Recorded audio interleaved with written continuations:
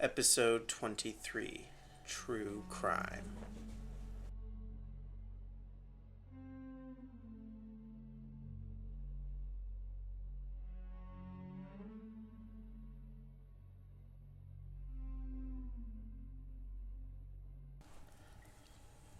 Okay, for real, seriously, you've got to be joking. A whole week you've been sorting through these and you want to do true crime? Oh yeah, because horror story podcast is so much better. Okay, one, ouch. And two, I'm not reading a saga about serial killings. Leave that to the true crime enthusiasts and Netflix documentaries. I hear they're all the rage now. Okay, but it was in your dark files. It's an actual saga. You can tell when they're real, right? Read it. Ugh, fine, give it here. While I read it, why don't you do the intro since you hate mine so much? Gladly. Greetings and welcome, nerds. Skye here. You know, the one you actually want to hear from. Me and this whiny one here are what we've taken to calling marked. Humans changed by the screwed up crap from your nightmares. For whatever reason, the Lucky Charms mascot sitting next to me has decided to find and read all the stories he can. Calls them Sagas of the Dark, like a dork, and reads them to us. And now I do too. So shut up, sit back, and listen to him screw up another reading. Do you always have to be so you? Do you always have to be so whiny? Jeez, you're really in a friggin' mood today. Okay, look, I've scanned the first page here, and I'll admit it does seem like a saga. We'll do it this week, but we are not going to be some true crime podcast. You want to live here and help with the show, you have to take it seriously. You can make your own podcast if you really want to. I'll even lend you my setup here. First off, ew. Your setup is terrible. Just utter trash. And second, fine, we won't turn your show into a true crime podcast. Third, I did some research on this one, since any and all follow-up seems to be beyond your abilities. Follow-up? Is this newspaper printouts? Police reports? How did you even get these? What? I told you I was studying computer science. I know how to do basic SEO and a little security testing. Did you hack a police database? Hey, those are your words, not mine. I'm going to jail. Wonderful, I'm going to jail. And hang on, didn't you say you were doing the course to, quote, get nerds to do your homework, end quote? I might have paid a little bit more attention than I led you to believe. Didn't want you thinking I was a dork like you. So, you are a nerd like us then? Shut up and read, Lucky Charms. Fine. Here. Proposed date of account, October 31st, 2013. I'm not sure why I'm here, truth be told. I denied the press and other investigators. That's true. Judy Chell refused any and all interviews. I didn't know she went to these guys, whoever they were. There were more than a few who hounded after her, too. It's not like Canada has a lot of serial murderers and cannibals. There were documentarists, investigators, more than a few news outlets. Everyone wanted an interview. Anything to gain insight on what went wrong with Caleb. As fascinating as all that is, are you going to interrupt constantly? Only when it's needed. I'm regretting asking you to move in again. Read on, Chuckles. I denied the press and other investigators.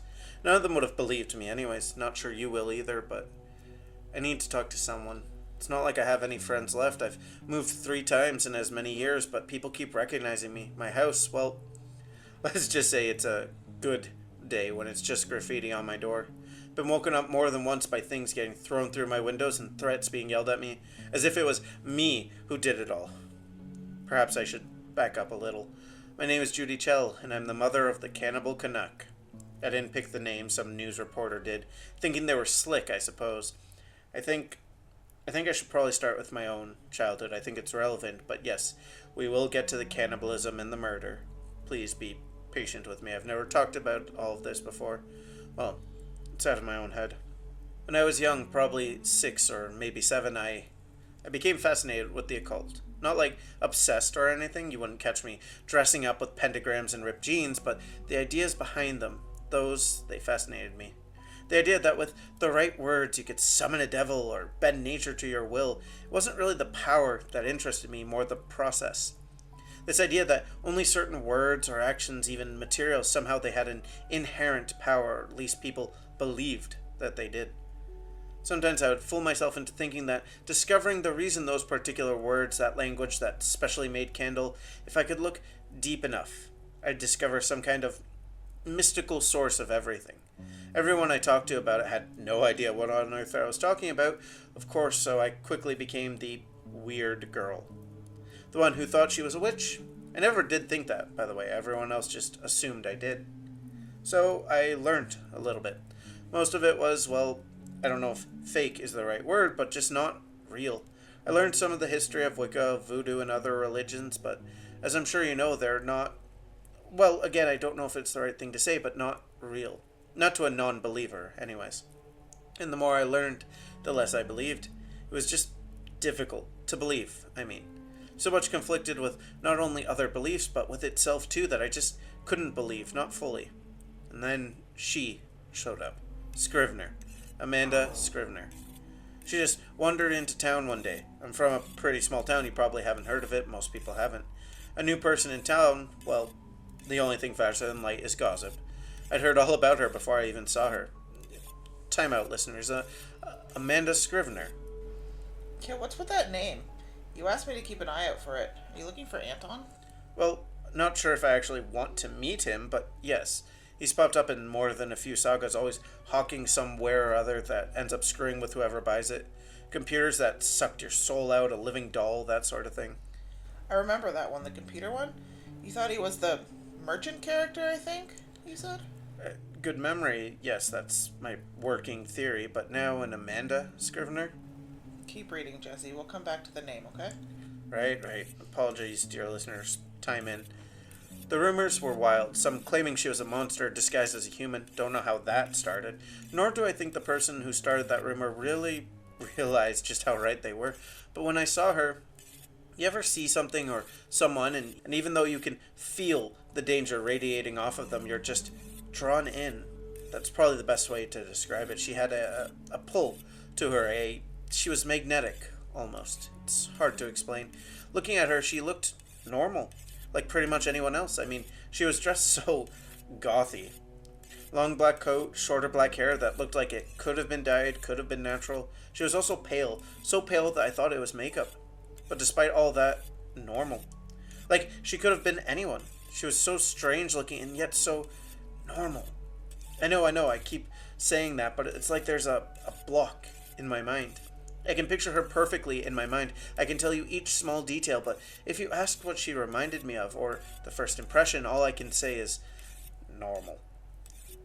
I was pulled in. A lot of us were, really. She had a charisma you just don't see in tiny little Nowhereville. Not even the local priests spoke like she did.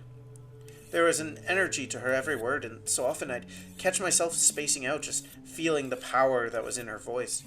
Sometimes I had no idea what she was even saying. Some of the things she told us about, those of us that followed her, they seemed almost like the occult things I'd once studied. But they were also so different, so unusual. She'd talk about these beings, these gods that she worshipped. She would sometimes call them phobias, though I always got the impression that it wasn't her who'd actually named them that. She talked like a cult leader, and honestly that's pretty much what we were. A cult worshipping these unseen monster beings that governed powers I couldn't even begin to fathom. I met Caleb's father there, a follower she'd brought from another town, one who held a fierce devotion to her and her ideals. Not really sure how much I believed in what she was saying. She had proofs, powers that she'd show us. She could bend people's minds, force them to tell us their deepest secrets, make them see things that weren't there, make them hurt. But some of the ideas, well, they were just too bizarre to be believed. Besides, in those times I was more drawn to her personality, that magnetic pull, not really the ideas that she was saying. Caleb's father, Walter, though, he was a true believer. The kind that soaked up every word Amanda said as if it was gospel truth. We dated, but part of me always believed he had only eyes for Amanda. Not in a romantic or even sexual sense, no. It was more like he was devoted to her, in a way that I don't think he could be with anyone else. That thought came to reality when I got pregnant with Caleb. Amanda had no time nor patience for child rearing and more or less banished me. She was never cold or cruel about it. She just made it clear that I wasn't welcome while Caleb was around. Looking back, I think she wanted me to kill him. I should be clear, he was long into the third trimester at that point, so even if I'd wanted to, abortion that late was very frowned upon, especially in the small town I still lived in. Most of them thought the idea of abortion at all was a cardinal sin. Not that I wanted it, but Amanda, I think she did. I refused, of course, and I was effectively cast out of our little unnamed cult. Wally, as he preferred to be called, didn't bat an eye. Hell, he stood beside her when she told me to leave and come back when that thing wasn't around. So I left town, mostly because I didn't want to be anywhere near them. I was, well, heartbroken isn't the word for it, as I'd always known that's where Wally's loyalty lay, but I was still hurt. Emotional, hormonal, and very, very pregnant, I hopped on one of the few buses out of town and wound up in another city, another province. Met some nice people who helped me rebuild my life and gave birth to Caleb, my precious little bean. I loved him more than life itself, you know. Still do in some ways. Obviously, I don't agree or support what he did, but I can't just not still care about him. He's still my son, my bean. His childhood was normal, as far as I can tell. I'm sure the news people and the documentary people and the private investigators, the researchers, and those nuts who get off on learning about serial killers and their childhoods would be all disappointed to know that Caleb was, for all intents and purposes, a normal kid. He made friends pretty easily, and while he had to live with a single working mother, he wasn't lonely. He was always out with friends, usually hanging out at our place. I worried about him being lonely, so I made sure to make friends with all the parents in the area. I didn't want him growing up without me knowing I did everything I could for him, you know? Thankfully, in the city I'd ended up in, there was a plethora of single mothers. I know, that's a weird thing to say, but we all sort of banded together. On my days off, it was not unusual for me to babysit some other kids, and on my work days, it wasn't unusual for one of the other mothers to watch the neighborhood kids. We never prearranged it, we all just helped where and when we could. It was a nice little community. We all did that it takes a village thing, and soon enough it was like my past was gone. I was a part of the community, the little village of moms, and Caleb was friends with all the kids, never knowing that his life could have been drastically different. I've never once regretted my decision to keep him and move to the city. Even after everything that happened, all those people, I still think it was the right choice. I worked at one of the little convenience stores, you know, the ones that just dot the smaller suburb areas, the ones that are attached to the owners' houses. It wasn't glamorous or anything, but it was decent pay, surprisingly. The owner's wife had been a single mother, so they made sure I had everything I needed, even made sure to give me any days off I needed. Caleb's soccer games, the school play in 3rd grade, 8th grade science fair. If it concerned Caleb, they agreed to whatever I asked, no questions asked. I was so used to the small town mentality, you know, the we help our own but outsiders can suck it mindset, that it sort of culture shocked me when those practically strangers were so kind. But kind they were, all the way until the arrest. I still don't know if I blame them or not. I want to hate them sometimes, the lies they told the news, the rumors they spread. But I also remember them taking me in, giving me room and board, the job at the corner shop, even co-signing a car with me. They were good people, I think, just a little lost. Distracted by what they were told, maybe the money and fame that could come from having lived near a psycho. Some of those things the news reports, the things they say make me sick. But I'm getting there. Sorry for the rambling. I just need you to understand the suddenness of everything. Caleb was a normal kid. There was no psychotic trinity. He didn't wet the bed. He wasn't cruel to animals. There was certainly no abuse. He was a normal and even happy kid. He always studied hard, got good grades. He loved gym class, loved playing soccer with the other neighborhood kids. He loved his extracurriculars, the clubs he hung out with at school. He was in the AV club, you know? He was as normal as he could be. Even in high school, he still studied hard, looked into a number of careers so he could choose the right courses each year. Computer science, he said. That's where the future is, where all the money would be. He'd even gone so far as to research online security jobs, program designers, website coders, and other jobs I couldn't even begin to understand. He was, in many ways, the dream child. He knew what he wanted, and he worked for it, and very rarely did he talk back. He didn't balk at chores or anything. That's not to say he didn't have any troubles. Of course he did. I'm sure you saw them in the news coverage. They took every little thing he'd ever done as a kid and blew it all out of proportion. Said, of course he became a psycho, look at his past, and they dragged him through the mud. The one time when he was 12, where he shoplifted a pack of gum. Hubba bubba. He'd even felt so bad he'd returned it before I'd even known he'd taken it. He'd done it on a dare. Or the time our neighbor started changing in the open window. He was 16 at that point, I think. A horny teenage boy who happened to see his rather attractive neighbor stripped down to her underwear. She closed the curtain when she saw him and honestly was rather understanding about it. I still grounded him a week, but he was a kid, not some psychosexual pervert that they were trying to paint him as. He shoulder checked someone in a McDonald's lineup once. Wasn't even on purpose, and they both apologized over and over to each other.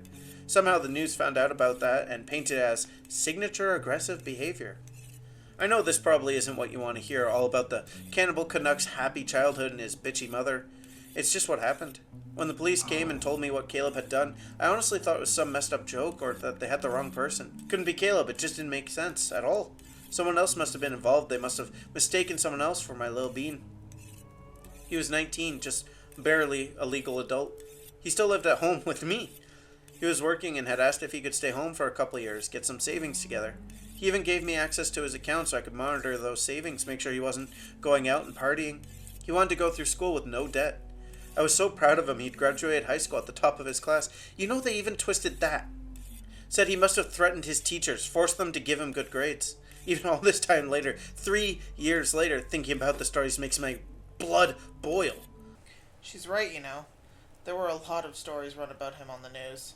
A bunch of little blogs, too, ones that sort of dedicated themselves to trying to ID all his victims, where he'd abducted them. Honestly, I don't even know how they got some of the info they had. Honestly, I'm of kind of two minds here. On the one hand, there isn't anything even remotely supernatural happening here. It's striking me more as a distraught mother looking to try to clear her son's name. But on the other hand, a Scrivener pretty much guarantees that this is a true saga. Plus, I want to know more about the things she was teaching Judy and the others. Is any of it true? I mean, well, you know what I mean. You think her cult might be real? Like these, what did you say, phobias? Yeah, phobias. She said they were gods, right? Perhaps these deities are monsters too, or have power over them somehow? Maybe? Look, I read the saga here, but I was more interested in the true crime aspect of it. The whole supernatural thing just happened to be there. You thinking that Amanda Scrivener is Anton's mom or something? I mean, maybe, but judging by Judy's account here, I doubt she was really the child-raising type. Yeah, that's probably true. Sister, maybe? Unclear. In all the accounts that deal with Anton, he's always described almost the same way, despite having all this time passing between sagas. Even one of them mentions how in all the decades he'd known Anton Scrivener, he never aged. I think these Scriveners might not age the same way we do. Actually, I wonder if we don't either. If it's some kind of side effect of being marked. I mean, I grew up normally, physically, anyways. I don't know. That would be cool. Being marked? No, you dork. Not aging. I mean, to be young forever. Okay, that does sound interesting. I'm sure there's problems with it, though. The saga? Hello? I think we'll pick that up next week. I mean, you handed me a packet here, rather than the 2 or 3 sheets most of these sagas have been taking up. Lazy dork. Whatever. I'm gonna go organize your dork files. They're already organized, Miss Burton. You call that organized? You just took them all and threw them all into folders. They're in a box, for fuck's sakes. And it's Skye. Alright, Skye, sorry. And if you have a better idea, go for it, I guess. Maybe I will. Speak to y'all nerds later. I suppose this week hasn't really convinced any of y'all, though I hope it keeps you interested for the next. Thank you for listening, and until the next, let's cross that veil together. This episode was written and edited by Chloe Dagan and starred Jessica Boucher as Skye Burton and Chloe Dagan as Jessi. Thanks for listening.